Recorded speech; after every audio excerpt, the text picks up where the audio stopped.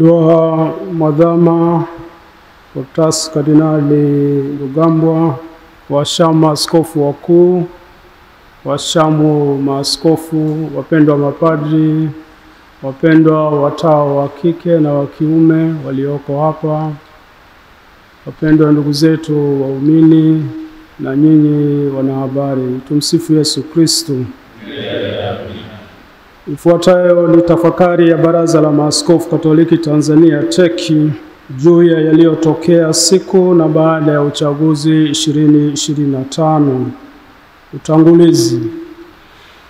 Uchaguzi wa Oktoba 29, 2025 umeliingiza taifa katika hali ya sitofahamu ambayo ilijitokeza katika maandamano. Maandamano hayo yalisababisha vurugu ambazo ilizaa mauaji, watu kujeruhiwa na kupotea. Pia ilisababisha uharibifu na upotevu wa mali binafsi na za umma. Hali hii imewaumiza na kusononesha sana jamii ya Watanzania na kujeruhika kwingi kulikotokana na kugusa uhai wa wanadamu. Uhai ni mali ya Mungu mwenyewe.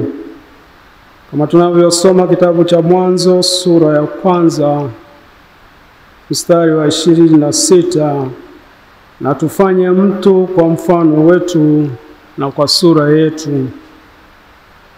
Hali hii imeongeza maumivu, kwani pia kuna waliouawa na kuumizwa wakiwa nyumbani au sehemu za kazi bila kujihusisha kwa namna yoyote na maandamano. Tunasikitishwa sana na hii hali na tunalaani haya mauaji ya kikatili na kinyama ya vijana wetu na watu wengine. Kiukweli huu ni uovu mkubwa na chukizo kwa Mungu wetu. Kwa ufupi, sisi sote tumejeruhiwa.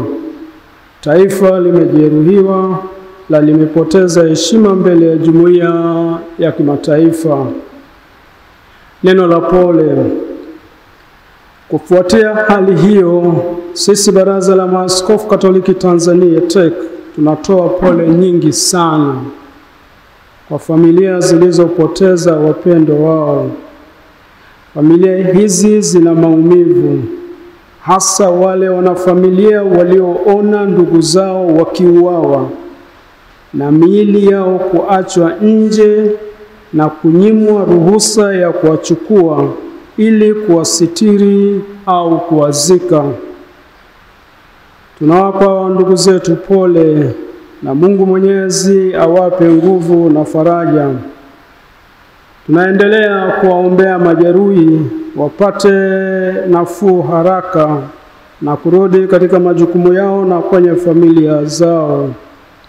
Neno la Mungu liwe kwetu faraja na kitulizo tunaposoma. Basi ndugu zangu wapendwa, muimarike, msitikisike, mkazidi sana kutenda kazi ya Bwana siku zote, kwa kuwa mwajua ya kwamba taabu yenu si bure katika Bwana. Barua ya kwanza Paulo mtume kwa Wakorinto sura ya 15 mstari wa 58. Tunaombea pia uponyaji wa ndani wale wote walioathirika kiroho, kisaikolojia na kiuchumi. Mwenyezi Mungu pia awe baraka na kitulizo kwao. Mwisho, tunaendelea kuzikabidhi roho za marehemu wote waliouawa katika vurugu hizi, wapate rehema kwa Mungu, wapumzike kwa amani. Raha ya milele uwape, e Bwana. Wapumzike kwa amani. Baraza la Maaskofu Katoliki Tanzania limetafakari na kufuatilia kwa ukaribu hali halisi ya nchi yetu, yaani kabla, wakati na baada ya uchaguzi. Naona taifa limegubikwa na manunguniko na kutokuridhika. jambo ambalo limetugawa Watanzania ambao tulisifiwa kuwa kisiwa cha amani na utulivu. Hali hii haijengi taifa letu. Hivyo basi zinahitajika juhudi za makusudi katika kulileta taifa pamoja na kuponya maumivu yaliyo katika familia zilizopoteza wapendwa wao na sisi sote. Baada ya kusema hayo, tunapenda kuwashirikisha yafuatayo. La kwanza, kila maandamano si uhalifu. Kuandamana ni haki ya raia kama njia ya kufikisha ujumbe au malalamiko, ikiwa njia ya mazungumzo imeshindikana. Cha msingi yawe maandamano ya amani. Katiba ya Jamhuri ya Muungano wa Tanzania, na nukuu, inatambua haki ya kufanya maandamano ya amani, mwisho wa nukuu. Rejea ibara ya 20 na ibara ndogo ya kwanza. Inasikitisha kuona kuwa waandamanaji waliojitokeza siku ya uchaguzi wote waliwekwa katika mwavuli wa uhalifu. Adhabu ya mwandamanaji sio kuuawa.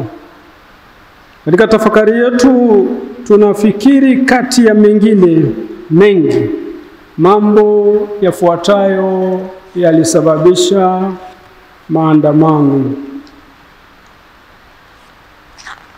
Kwanza, usalama. Kumekuwepo na matukio ya waziwazi ya mauaji, utekaji, kupigwa na kuumizwa kwa raia bila kuwepo na nia thabiti ya kukomesha maovu hayo, ambayo ni kinyume na Katiba ya Jamhuri ya Muungano wa Tanzania ibara ya 14. Kila mtu anayo haki ya kuishi na kupata kutoka katika jamii hifadhi ya maisha kwa mujibu wa sheria.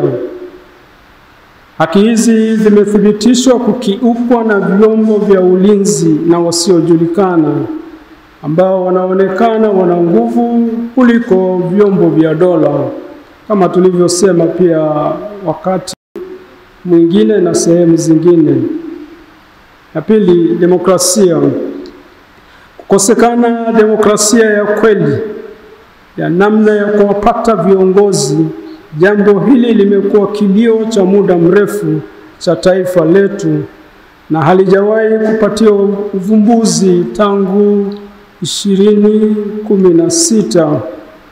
Chaguzi zinakosa ushindani wa haki, ukweli, uwazi, uhuru na kuaminika. Utendaji. Ya tatu, na baadhi ya mihimili ya dola. Kwa kuchambua maandamano, Baraza la Maaskofu limeng'amua kuwa hasira ya wananchi imechochewa pia na kukosekana mahali pa kupeleka na kufanyiwa kazi malalamiko yao pale haki zao za msingi zinapokiukwa, kwani baadhi ya mihimili kama tunavyofahamu imeingiliwa.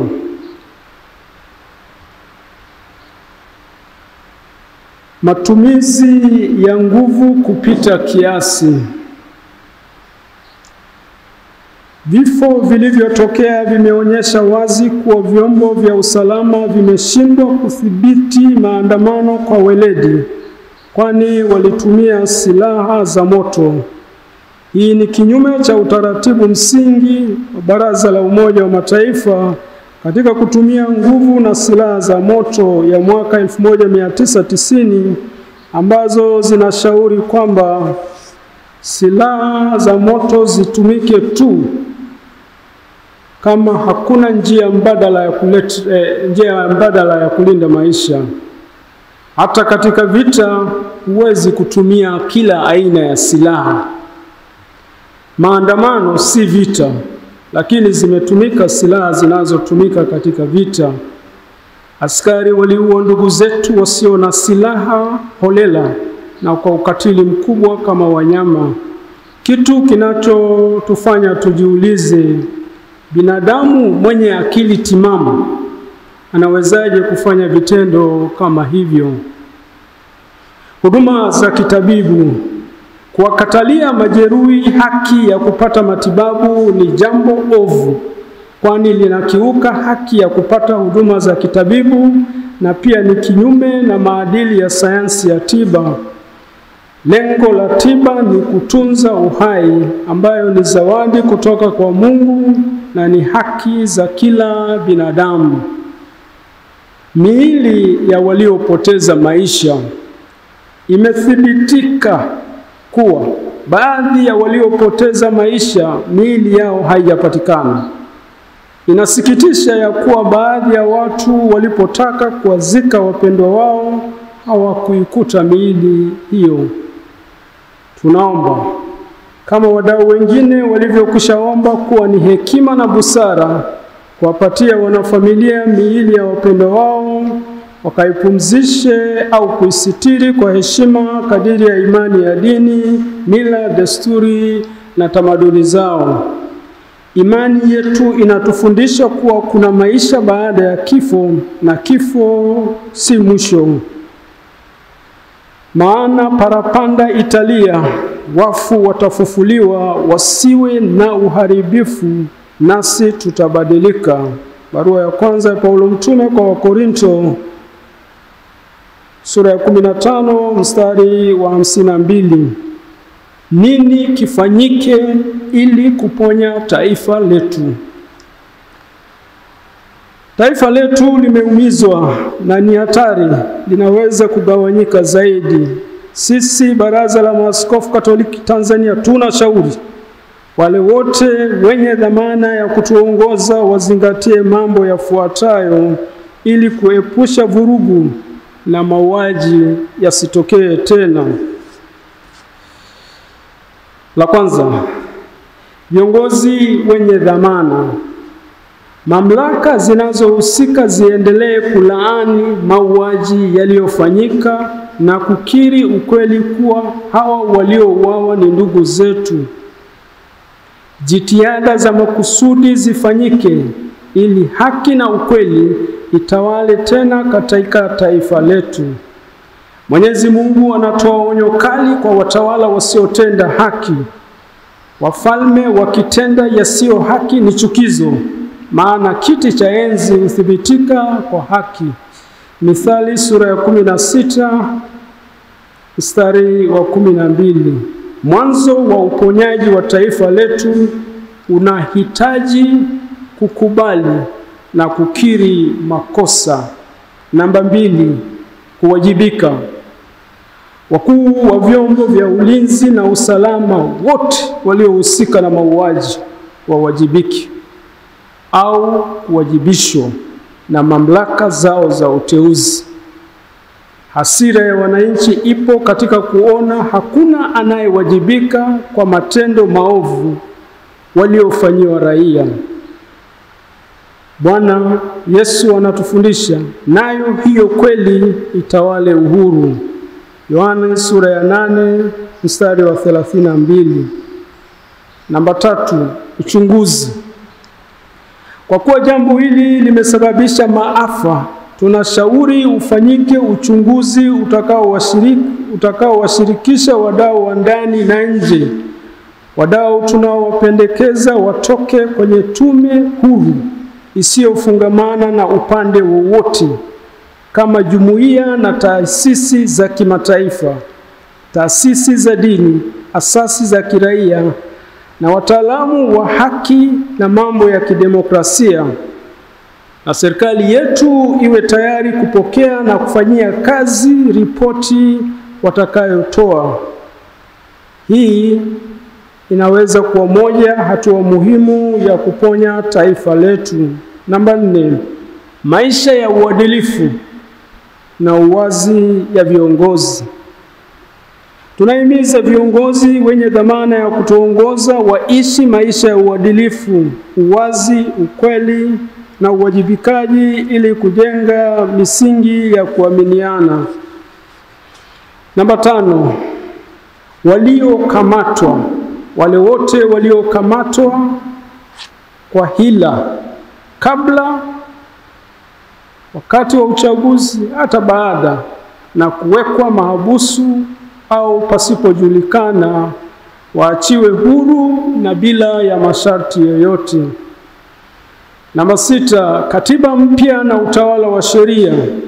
Katiba mpya na utawala wa sheria vimekuwa kilio cha muda mrefu hapa nchini.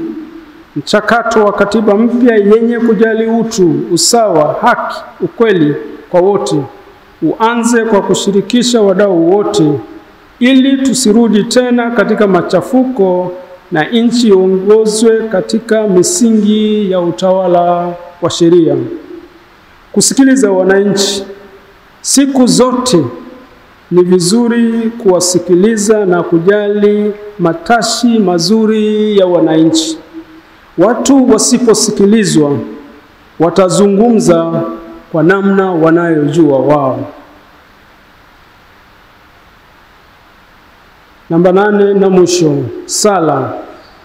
Tunatoa mwaliko kwa wananchi wote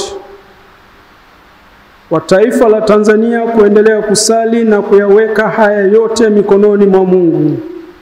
Tuendelee kusali ili kuiombea haki, ukweli, amani na uponyaji, ili nchi yetu iendelee kukua tubaki kuwa wamoja. Waliofiwa wapate tulizo, walioumizwa wapone na kurudi katika maisha ya kawaida na kwa ndugu zao. Nasi tuombe ili kujenga umoja wa kitaifa kama Yesu anavyotukumbusha, ili wawe na umoja kama sisi tulivyo wamoja. Yohane sura ya 17 mstari wa 22. Hitimisho. Tukumbuke kwamba risasi hazikuwahi kunyamazisha watu, kwani vifo huhamasisha vifo zaidi. Wenye dhamana ya kutuongoza watumie hekima na kutafuta muda wa kusikiliza, ili tuwe na mwanzo mpya. Raia wawe na uhakika wa uhai na usalama wao, ili kurejesha sura nzuri ya nchi yetu. Tunazidi kuwaombea majeruhi na wagonjwa wapone, na marehemu wapate tuzo la milele. Raha ya milele uwape, Bwana. Wapumzike kwa amani. Tafakari hii ni tunda la sala na mkutano wa Baraza la Maaskofu Katoliki Tanzania wa Novemba 11 mpaka 14, 2025. Mungu ibariki Tanzania. Mungu atubariki sote. Amina. Bikira Maria, mkingi wa dhambi ya asili na mlinzi wa taifa letu. Ni sisi maaskofu wenu Kurasini, Dar es Salaam, Novemba 15, 2025. Asanteni.